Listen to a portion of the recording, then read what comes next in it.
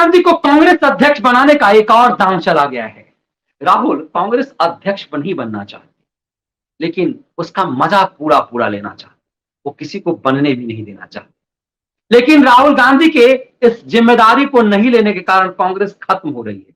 G23 की team लगातार सोनिया गांधी पर दबाव बना रही है।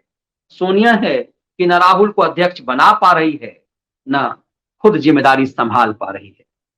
दरअसल ये इंतजार किया जा रहा है कि कांग्रेस के अंदर कोई ऐसा करिश्मा हो जाए जिसका क्रेडिट राहुल गांधी को दे दिया जाए।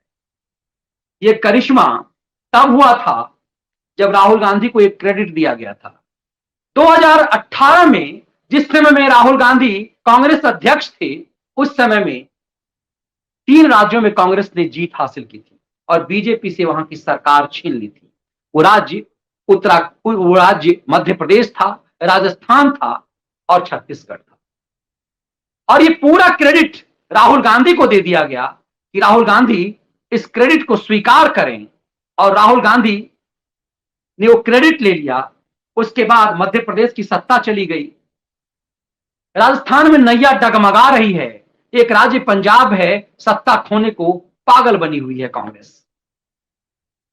अब इस खेल में दरअसल गोवा में यूथ कांग्रेस का एक सम्मेलन, एक कार्यकारिणी की बैठक हुई है। इस 2 दिवसीय बैठक में यूथ कांग्रेस ने प्रस्ताव रखा कि राहुल गांधी को कांग्रेस अध्यक्ष का पद अब संभालने के लिए दबाव डाला जाना चाहिए। दिलचस्प देखिए कि राहुल गांधी खुद अध्यक्ष बनना नहीं चाह रहे हैं। राहुल गांधी ने शुरुआत में कहा था कोई कांग्रेसी, कोई गांधी परिवार का व्यक्ति कांग्रेस का अध्यक्ष नहीं बनेगा, लेकिन राहुल गांधी उस पर कुंडली मारे बैठे हुए। यदि विपक्ष के नेतृत्व करना है तो सवाल यह है कि राहुल गांधी किस हैसियत से उसकी अगुवाई करते हैं। साइकिल यात्रा से लेकर तमाम चीजों में कांग्रेस कैमरे राहुल गांधी के ऊपर क्यों दोहराए जाते हैं, क्यों राहुल गांधी पर ही दांव लगाया जाता है, लेकिन राहुल गांधी कुर्सी संभालने को आतुर नहीं। कांग्रेस के सूत्र बताते हैं कि एक इंतजार किया जा रहा है कि कोई करिश्मा किसी राज्य में हो जाए और उसका क्रेडिट राहुल गांधी को दे दिया जाए। लेकिन राहुल तो अमेठी में भी अपनी सत्ता गंवा रहे हैं। उनकी बहन प्रियंका गंगा में डुबकी मार रही है काला वस्त्र पहनकर, त्रिपुंड लगा करके। लेकिन उत्तर प्रदेश में पंचायत चुनावों में भी कांग्रेस नग्न हो रही है। ऐसी कांग्रेस जिसके अध्यक्ष पद पर रहते हुए राहुल गांधी अमेठी से भी चुनाव हार जाते हैं, उन्हें थोड़ी सी लज्जा आती है और कांग्रेस पद से के अध्यक्ष पद से वो इस्तीफा दे देते हैं। और वो ये उम्मीद करते हैं, दबाव डालते हैं कि कांग्रेस पार्टी के जो बड़े बड़े कद्दावर नेता हैं वो इस्तीफा दें। लेकिन कोई राहुल की बात नहीं मानता। वो कमलनाथ से कहते हैं कि तुमने नकुलनाथ के लिए मध्य प्रदेश में हरवा दिया।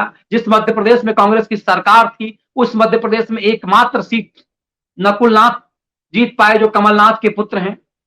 बड़े बड़े कद्दावर नेता दिग्विजय सिंह से लेकर ज्योतिरादित्य सिंधिया भी हार गए। राजस्थान में अशोक गहलोत अपने बेटे तक को भी नहीं जिता पाए और छत्तीसगढ़ में किसी तरह से 2 सांसद जीत पाए। इन तीनों राज्यों में कांग्रेस की सत्ता थी, लेकिन कांग्रेस के किसी भी मुख्यमंत्री ने जिम्मेदारी नहीं ली। राहुल नाराज रहे, राहुल को किसी ने मनाया भी नहीं। राहुल को अब मनाया भी नहीं जा सकता, किस आधार पर मनाया जाए। लेकिन यूथ कांग्रेस के अध्यक्ष श्रीनिवास की अगुवाई में गोवा में जो 2 दिवसीय कार्यकारिणी की बैठक हुई, उसमें राहुल को अध्यक्ष बनाए जाने का प्रस्ताव रखा गया। ये समझा जा सकता है कि राहुल किस चीज का इंतजार राहुल के लिए कराया जा रहा है। और इस पूरे प्रकरण में दरअसल खेल इस लिहाज से हो रहा है कि कोई कुछ भी ऐसा हो जाए, किसी राज्य में कोई करिश्मा हो जाए। अब चुनाव तो पंजाब में होने हैं, चुनाव उत्तर प्रदेश में होने हैं। पंजाब में कांग्रेस सिद्धू के साथ जिस ढंग से अपने ही मुख्यमंत्री के खिलाफ दांव चल रही है, उसमें राहुल को क्रेडिट मिलने की कोई चांस नहीं है।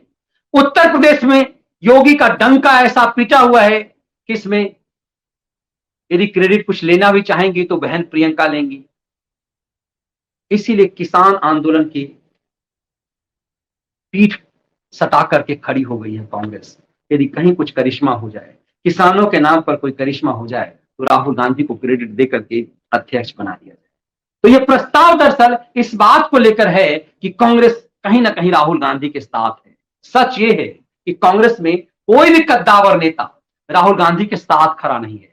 सोनिया पर वो दबाव डाल रहे हैं कि ऐसे व्यक्ति को बाहर किया जाए, कम से कम मेन स्ट्रीम से, कांग्रेस पार्टी के मेन स्ट्रीम से। लेकिन ये कहने की हिम्मत कौन उठा पाएगा? बीजेपी को भी मजा इस बात को लेकर क्या रहा है कि जब तक राहुल गांधी हैं तब तक उनके लिए तुरूप का पत्ता है। राजनीति में जब तक कोई सामने मस्खरा ना हो, कोई ऐसा व्यक्ति ना हो जिसको आप गाली दे सकें, तो जनता खुश हो। दरअसल कांग्रेस एक ऐसी एक ऐसा ऐसा पत्थर है जिस पर पत्थर फेंक फेंक करके कई बार ऐसा लगता है नरेंद्र मोदी को कि ताकत बढ़ती है, क्योंकि कांग्रेस के 70 साल के भारत की आजादी के इतिहास, 75 साल में कांग्रेस के कारनामे ऐसे ऐसे हैं कि देश की जनता का गुस्सा खत्म नहीं हो रहा। राहुल गांधी उसी के प्रतीक बनते जा रहे हैं। इसीलिए राहुल गांधी बीजेपी के लिए कई बार ऊर्जावान नजर आते हैं। लेकिन बंगाल में एक और करिश्मा आज सामने आया है।